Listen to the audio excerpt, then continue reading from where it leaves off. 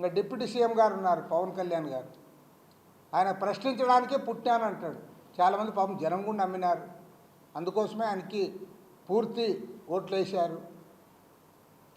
ఇప్పుడు నువ్వు ప్రశ్నించడం మానేసి పరిపాలన చేయడం కూడా మానేసి అదేదో గుడ్డలు వేసుకొని కాషాయ గుడ్డలు నువ్వు గుళ్ళు గోపురాలు తిరుగుతూ ఉంటే నాకైతే అంటే గుళ్ళు గోపురాలు తిరగకూడదని నేనేమన్ను. కానీ మన హిందూ సమాజంలో ఏమంటే రిటైర్మెంట్ అయిన తర్వాత వయసు పెరిగిన తర్వాత ఈ కార్యకలాపాలను తగ్గించి ఆధ్యాత్మికంగా అట్లా గుళ్ళు గోపురాలు తిరిగే వాళ్ళని చూశాను. అసలు నువ్వు డిప్యూటీ చీఫ్ మినిస్టర్గా ఉండి ఇక్కడ పరిపాలన చేయమంటే నేను కాషాయం వేసుకుని గుళ్ళు గోపురాలు చేస్తా, లడ్డూలో కల్తీ జరిగిందని చెప్పి నేను మౌన దీక్ష చేసుకుంటూ పోతా, దీనికి ఒక ఉప ముఖ్యమంత్రి అవసరమా అని నేను అడుగుతా ఉన్నా.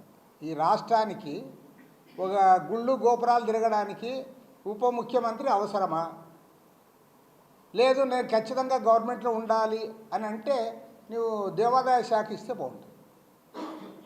ఆయనకు ఉప ముఖ్యమంత్రి పదవి బదులు గుళ్ళు గోపురాలు తిరగడానికి మన ముఖ్యమంత్రి గారు క్యాబినెట్లో ఆయనకి దేవాదాయ శాఖ పవన్ కళ్యాణ్కి అప్పచెప్తే ఆయన మొత్తం ఎక్కడన్నా తిరగని, ఉత్తరాది తిరగని దక్షిణాది తిరగని గుళ్ళు గోపురాలన్నీ తిరుక్కుంటుంటే ఎవరు తప్పు పట్టరు. ఎందుకంటే ఆయన దేవాదాయ శాఖ మంత్రి అయ్యా కాబట్టి తిరుగుతూ ఉన్నాడు.